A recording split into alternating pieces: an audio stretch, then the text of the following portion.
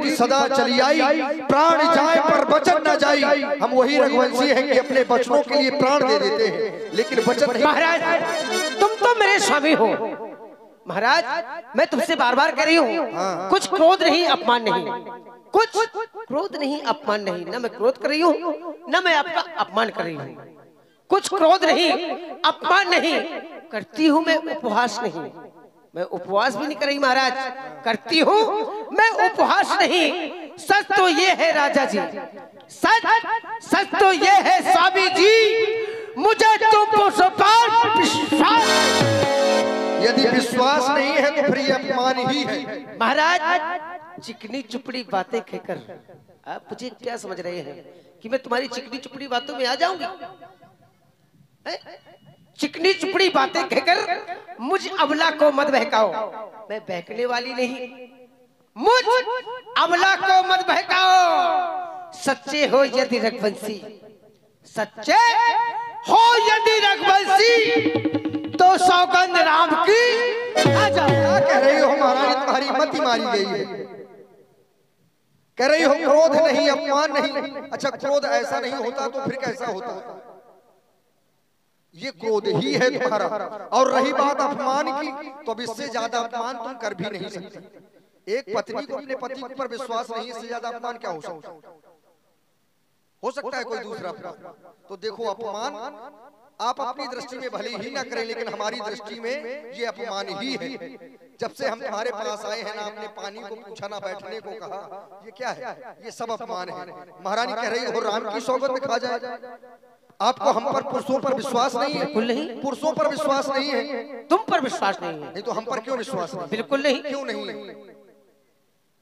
बिल्कुल विश्वास नहीं है। क्यों नहीं है? जब तक आप अपने बेटा राम की सौगंध नहीं खाएंगे, तब तक मुझे तुम पर विश्वास नहीं होगा। इसके पहले विश्वास था? तो विश्वास कब टूट गया? अभी से टूटा है। कब टूटा?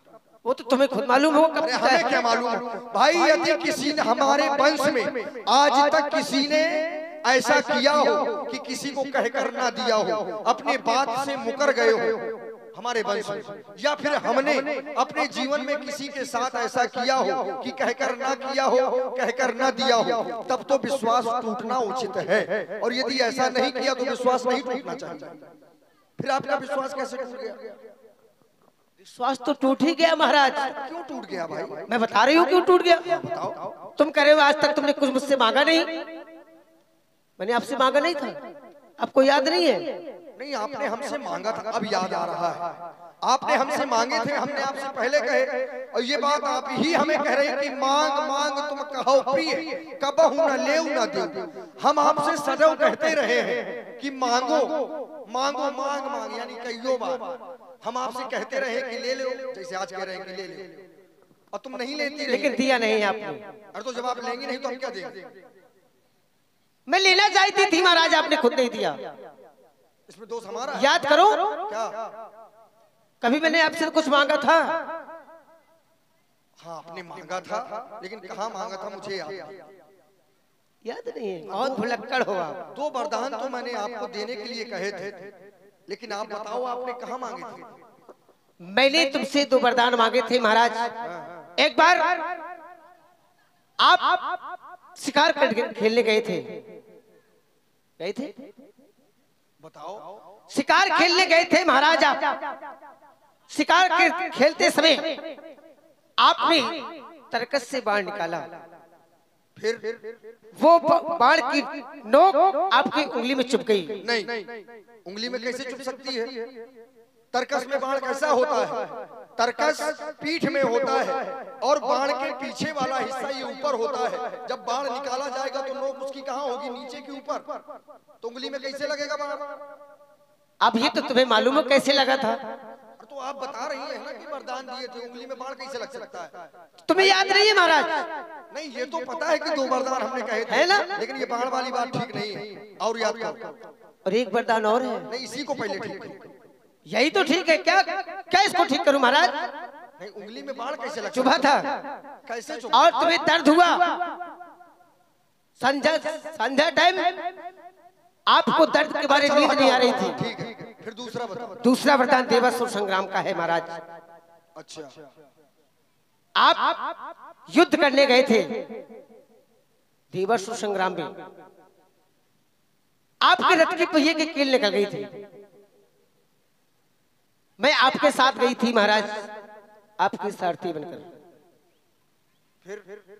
जब पहिए की कील निकलने लगी, कील निकल गई, पहिया निकलने लगा महाराज, तो मैंने अपनी उंगली लगा दी, उसमें आप विजय हुए।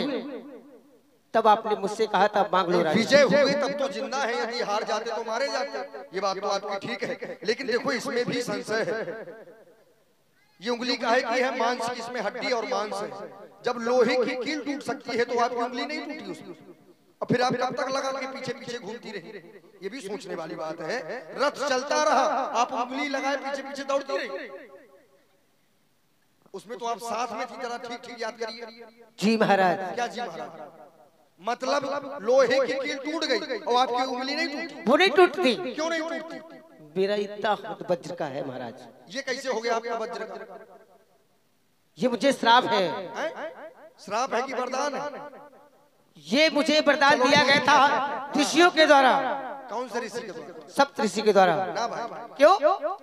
अपने मन की बात ना बताओ। क्यों? हमने मान लिया कि तुम्हारे 2 वरदान थे। मांगे, अब मांगे, मान लिए ना।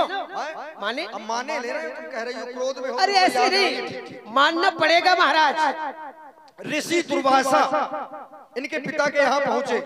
इनके पिता ने निवेदन किया कि महाराज आप यहाँ पर रुकिए। बोले हम एक ही शर्त में रुकेंगे, जब भी हमें क्षुधा सताए, भूख लगे तो हमें गर्म भोजन ही चाहिए, और वो भी तत्काल, हम प्रतीक्षा नहीं करेंगे। ये महारानी हमारी बहुत बुद्धिमान थी। महारानी ने सोचा कि ऋषि दुर्वासा क्रोधी हैं, और यदि हमने इन्हें गर्म भोजन नहीं कराया तो ये क्रोधित होकर श्राप दे देंगे। अब किया क्या जाए? तो महारानी ने खीर रख दी। खीर को आंच में रख दिया क्योंकि वो सदैव गर्म बनी रहेगी। और जब ये देखा, अचानक मांग लिया भोजन के, हमको लाओ। अब ऋषि तो ऋषि, महारानी ने जल्दबाजी के चक्कर में, खीर निकालने के चक्कर में वो खीर इनके हाथ में पड़ गई। तो बाएं हाथ से महारानी खीर लेकर दुर्वासा ऋषि के पास पहुंची। अब दुर्वासा ऋषि के पास में कोई खीर लेके जाए, भोजन लेके, वो भी बाएं हाथ से, ये समस्या का विषय है। एक तो ऋषि दुर्वासा तो पूछा कि आप बाएं हाथ से दे रही हो, आपको भोजन करवाने का ज्ञान नहीं है? तो इनके द्वारा बताया गया कि थोड़ा सा हमारा हाथ जल गया है। ऋषि प्रसन्न हो गए कि आपने सेवा भाव में हमारी सेवा के लिए अपने इस हाथ को जला लिया। जाओ, हम तुम्हें वरदान देते हैं कि आज से तुम्हारा ये हाथ वज्र का है। इसी कारण से आपकी वह उंगली महारानी टूटी नहीं, कटी नहीं तो चाहे जहां लगा दो फट जाए उंगली। अब आप कहना क्या चाहते हैं महाराज? ठीक ठीक बताया करो, हमें तो याद नहीं रहता, लेकिन आप तो याद रखो कम से कम। आप इतने भुलक्कड़ हो कि तुम्हें कुछ याद नहीं। ऐसा है, बात राम की सौगंध खाने की है। जी महाराज। तो राम की सौगंध न खाए, आप 4 वरदान मांग लो ना। 8 नहीं मांग सकती। 8 बिल्कुल नहीं मांग सकती। 16 ना। 32 मैं 1000 भी कहूँ तो नहीं मांगूंगी। और राम की सौगंध खा जाएंगे तो मांग लूंगी। अच्छा, राम की सौगंध खाने के बाद में यदि वरदान ना दिए तब? वैसे विश्वास आपको पहले भी नहीं है, बाद में भी नहीं है। वो मुझे फिर विश्वास हो जाएगा कि आप वो वरदान मुझे देंगे। मतलब हमारी बातों पर विश्वास नहीं है, सौगंध पर विश्वास है। बिल्कुल महाराज। ये झूठ बोलना तुम्ही ने यहाँ सिखाया है सबको, जबरदस्ती। हाँ भाई, आदमी की बातों पर विश्वास नहीं, बोले सौगंध खा जाओ। अब आदमी बात बात में सौगंध खाते हैं, जबकि नहीं खाना चाहिए। और फिर अपने ज्येष्ठ पुत्र की सौगंध, जिसको कल राजा बनाना है, शब्दों से प्रतिबंधित करवा रही हो, लेकिन तुम्हारा क्रोध अधिक है। इसलिए महारानी, ये पृथ्वी के आकाश के तारे पृथ्वी पर बगर जावे, ये पृथ्वी के जीव पहाड़ों में मगर जावे, ये परमात्मा गवाह है, अनुचित नहीं होगा। ये क्षत्रिय नरेश धर्म से विचलित नहीं होगा। साक्षी है आकाश, ये पृथ्वी, ये चमन है, मध्यस्थ मेरी बात का ये राजभवन है आज पहली मर्तबा उस पाक नाम की लिखाता हूँ तेरे सामने सौगंध में अपने राम की, सौगंध में अपने राम की, सौगंध में अपने राम की। अब महाराज मुझे विश्वास हो गया विश्वास, पूर्ण तरह से विश्वास हो गया महाराज कि वो वरदान मुझे अवश्य मिलेंगे। तुम्हें पहले भी मिल जाते, लेकिन तुम्हें विश्वास था नहीं। पहले ना मिलते, हमारे ही मन का हो जाए बवाल तड़े, है ना? मांग लो, बिल्कुल मांगो। सुनो महाराज, भाग रही हो जरा, अब तो हमने सौगंध भी खा ली। बिल्कुल ऐसे वरदान दे देंगे तो अब मांग लो। नहीं, ऐसे नहीं। कैसे? पहले अपने आप को सजाओ, ऐसे में बहुत बुरी लग रही है ना? ये देखो क्या दशा कर दी तुमने, सब बेमतलब। महाराज मुझे वरदान मांग लीजिए, ज्यादा जल्दी। बिल्कुल मांगो। सुनो महाराज, और लो सुनो प्राण और ये प्राणनाथ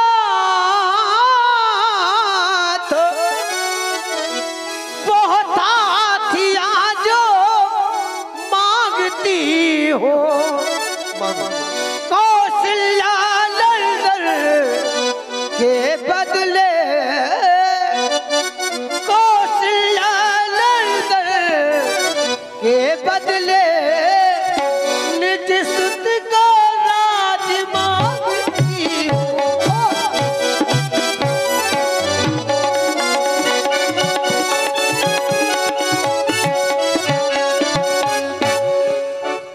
मैं अपने पुत्र भरत के लिए अयोध्या का राज चाहती हूँ महाराज। इस संसार में सौतेला भी कोई होता है, ये आज तुमने बता दिया महारानी। हमारे हृदय में कोई ऐसी दुर्भावना नहीं थी, हमारे लिए तुमको साथ चारों पुत्र बराबर है, और तुम भी राम को अधिक स्नेह करती थी। आपने ये सोचा कि मेरे पुत्र भरत को राजा नहीं बना रहे, राम को राजा, अपना और पराया तुमने सोच लिया। यही तो तुम्हारी दुर्बुद्धि है, लेकिन मैंने ऐसा नहीं सोचा था। जानती हूँ मैंने क्या सोचा था? मैं बड़ छोट विचार करत रहा हूँ नटनीति। हमारे वंश की तो यह रीति है। वो रीत क्या है कि ज्येष्ठ स्वामी सेवक लघु भाई, यह दिनकर कुल रीत सुहाई। हमारे वंश में जो बड़ा होता है वो राजा होता है, जो छोटा होता है सेवा करता है। ये हमारे वंश की रीत है। अब तुम उस रीत को बदलना चाहती हो कि छोटा राजा बने और बड़ा सेवा करे, और यही आज हो रहा है, यही हो रहा है। जो छोटा है वो सेवा करने नहीं चाहता, बड़े का कोई सम्मान नहीं है, लेकिन तुम ऐसा नहीं चाहती हो तो नहीं होगा, वो नहीं होगा। जैसे हमारे लिए राम है वैसे हमारे लिए भरत है। राम ना राजा बन जाए, भरत बन जाएगा, हमें कोई समस्या नहीं है। हमने पहला वरदान तुम्हें दिया, और दूसरा मांग लो। दूसरा भी मांग। सुनो महाराज, दूसरा वर जो है मेरा, दूसरा वर जो है मेरा, तो सुनकर कंपित मत होना, सुनकर कंपित मत होना। छत्री नरेश कहलाते हो महाराज, छत्री नरेश कहलाते हो, तो सबसे विचलित मत होना। राजा जो राम हो रहा है, अब नहीं होगा, बिल्कुल नहीं होगा। राजा राजा जो राम हो रहा है वो राजा नहीं उदासी है, वो राजा नहीं उदासी है। कल से ही 14 वर्षों को तपसी बनकर नहीं महारानी नहीं, तापस वेश विशेष उदासी, 14 वर्ष राम वनवासी। मौन हो जा महारानी, मौन हो जा। माथे हाथ मूंद दो लोचनी, तनी धरि सोच लागी जनु सोचनी। कौने अवसर का भयो गयो नारी विश्वास, नारी के विश्वास में पड़ के हमने अपना जीवन ही नष्ट कर दिया। मोर मनोरथ सुर तरु फूला, मेरा मनोरथ रूपी कल्प वृक्ष वो फूलने भरने वाला था, लेकिन महारानी ने उस वृक्ष को समूल जड़ सहित ही उखाड़ फेंकने का प्रयास किया है। महारानी आज तुम्हारे हृदय में कौन सी दुर्भावना ने जन्म ले लिया कि आज ऐसे कठोर शब्द हमसे कह रही हो? महारानी क्या तुम नहीं जानती कि राम का कोई दोष नहीं है? राम को मैं 14 वर्षों के लिए तपस्वियों के भेष में कैसे भेज दूं महारानी? राम केवल मेरा पुत्र नहीं है, ये तुम्हारे पति के प्राण है। जीवन मोर राम अधीना, मेरा जीवन राम के अधीन है। यदि राम मेरे नेत्रों से ओझल हो गया महारानी तो मैं इस अयोध्या में जीवित नहीं रहूंगा। मैंने तुम्हारा पहला वरदान तुम्हें साहर्ष दे दिया महारानी, अपने दूसरे वरदान में ये सारी अयोध्या मांग लो, यहाँ तक कि मेरे प्राण आप मांग सकती है, लेकिन राम को 14 वर्षों के लिए वन महारानी नहीं, ये सर्वथा अनुचित तुमने सोचा है। भरत को राजा बना लो, लेकिन राम अयोध्या में ही बना रहे, इसमें तुम्हारा कुछ बिगड़ता नहीं है। मैं तो केवल छोटा और बड़ा देखकर ही ये निर्णय ले लिया था कि अयोध्या का राजा राम को बना दूंगा, लेकिन महारानी इस बात को तुमने अपने हृदय में लेकर इतनी बड़ी दुर्भावना को जन्म दे दिया कि आज राम को शत्रु के समान देख रही हो, राम को बन जाने के लिए कह रही हो महारानी। अरे पुत्र एक हो या 4, माता पिता को तो सभी समान होते हैं, लेकिन तुम्हारे लिए भरत और राम में अंतर है महारानी। अपने दूसरे वरदान को बदल दो। सब पुत्र पिता को है समान,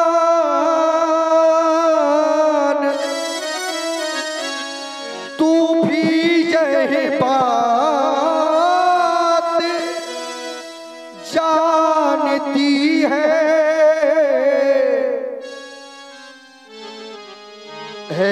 राम भरत मुझको वैसे ये त्रिभुवन नायक साक्षी है।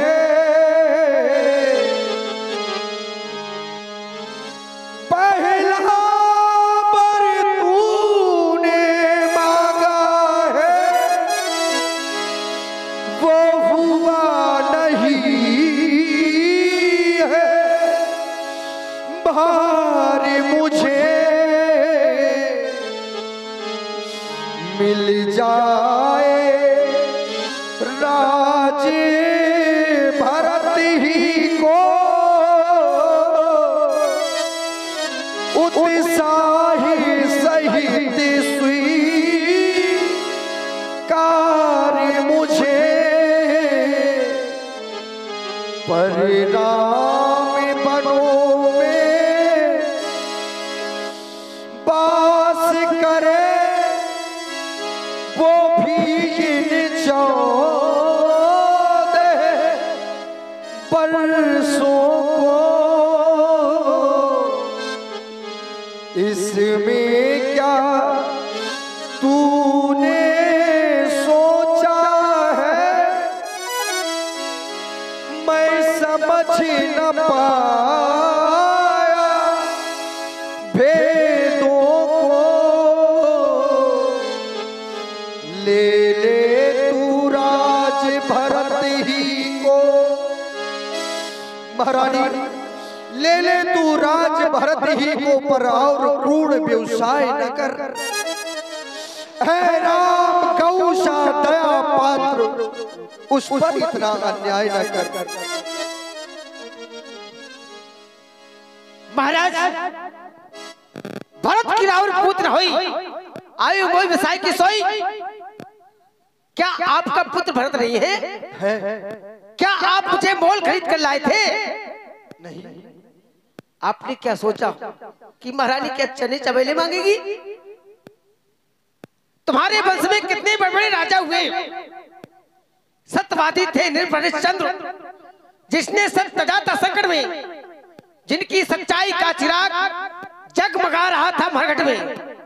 दूसरे महाराज शिवी थे, जो सोया स्थान का जो नहीं सोचते थे अपना, जो सोया स्थान का देते थे, जो सोया स्थान का देते थे महाराज। जब आकर इंद्र मांगता था वो हड्डी अपनी देते थे महाराज। तीसरे महाराज सिद्धि थे, जो नहीं सोचते थे अपना, रक्षा में एक कबूतर को खुद मांस तौलते थे अपना। मैं तुमसे हरिश्चंद्र जैसा, मैं तुमसे हरिश्चंद्र जैसा मरघट का वास न मांग रही। मैं तुमसे शिवदत्त जैसा हड्डी या मांस न मांग रही। मैं मांग रही अपना कर्जा, मैं मांग रही अपना कर्जा, जो देना तुमको वाजिब है।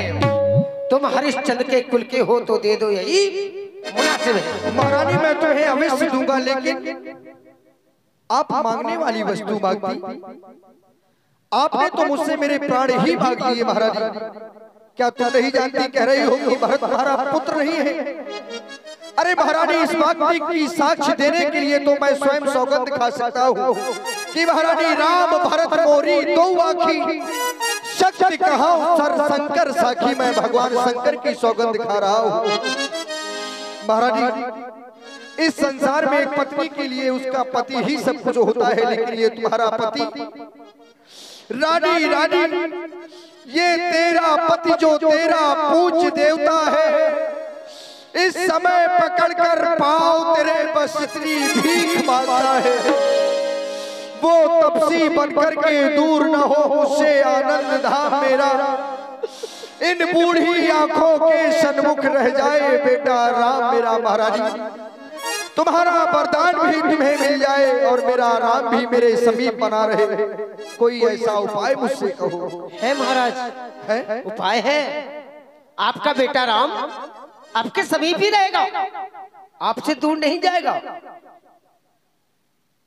शीघ्रता से वो उपाय मुझे कहो। महाराज, 2 वर जो मैंने मांगे हैं, 2 वर जो मैंने मांगे हैं, मैं उनको बदल नहीं सकती, मैं उनको बदल नहीं सकती। पड़ गई रेख जो पत्थर पर, पड़ गई रेख जो पत्थर पर, धोने से निकल नहीं सकती। यदि हृदय आपका दुखता है तो एक उपाय बताती हूँ, इन बूढ़ी आंखों के आगे वो रहे उपाय बताती हूँ। महाराज, अवधेश बात घर पर ही है, अवधेश बात घर पर ही है, कुछ पंचों पर अपमान नहीं।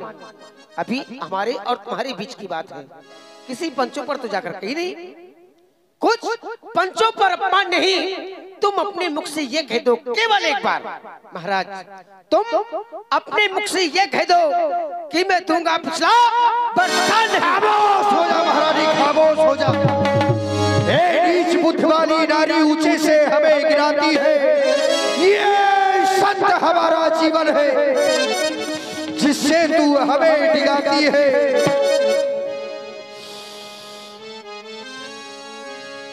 हम सूरवंश की चादर पर ये कालवा नहीं आने देंगे, ये सुनती है सर्वस्व दे देंगे पर वचन नहीं जाने देंगे। हम तुमसे ये कहते कि हम वरदान नहीं देंगे, अपने प्राणों के मोह के कारण, अपने राम के मोह के कारण, अपने पूर्वजों की उस कीर्ति पताका पर धब्बा लगा दे महारानी, ऐसा हम अपने जीवित रहते कभी नहीं करेंगे। न जाने कौन सा समय आज मेरे जीवन में है, आज कैसा धर्म संकट है हे विधाता,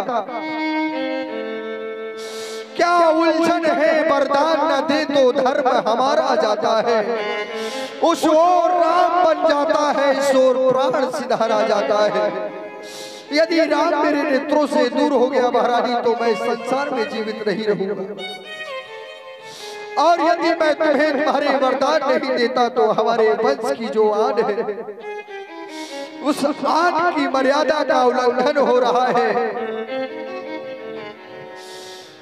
अगर हाँ करूं तो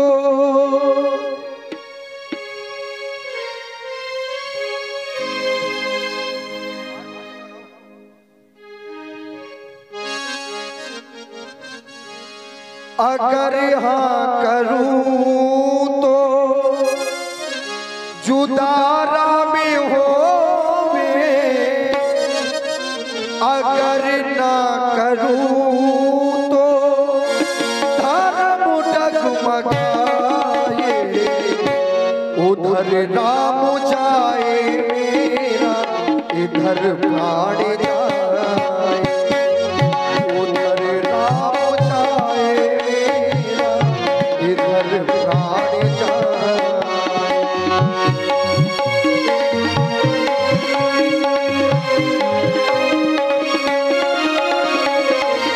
अगर हाँ करूं तो जुदारा में होवे, अगर ना करूं तो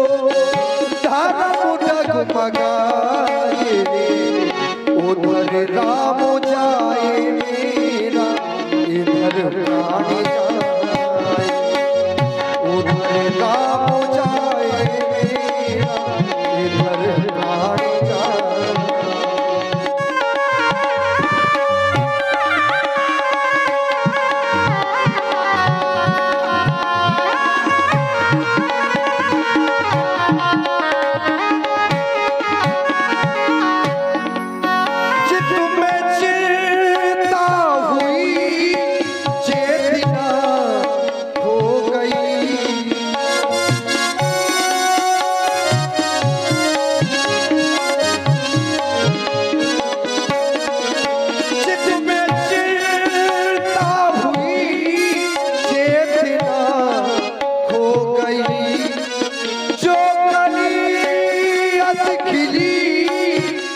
खिली रह गई,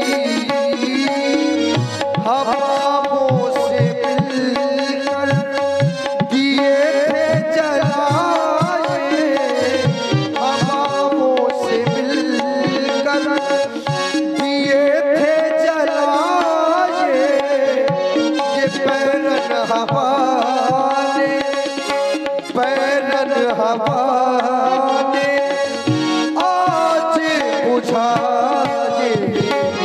उधर राम जाए मेरा, इधर प्राण जाए। अगर हाँ करूँ तो जुदा ना में होवे, अगर ना करूँ तो धर्म डगमगाए, उधर राम जाए मेरा, इधर प्राण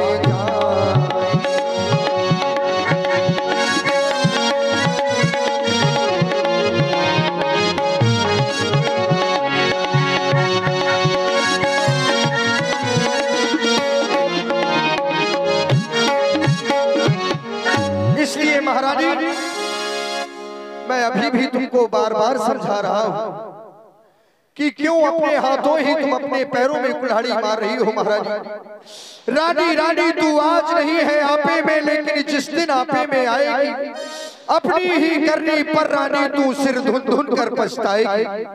जब राम इस अयोध्या से चला जाएगा महारानी, और ये अयोध्या एक शमशान की समान हो जाएगी, उस समय यही राजमहल, वही राज सिंहासन तुम्हें एक शमशान की तरह दिखाई देगा।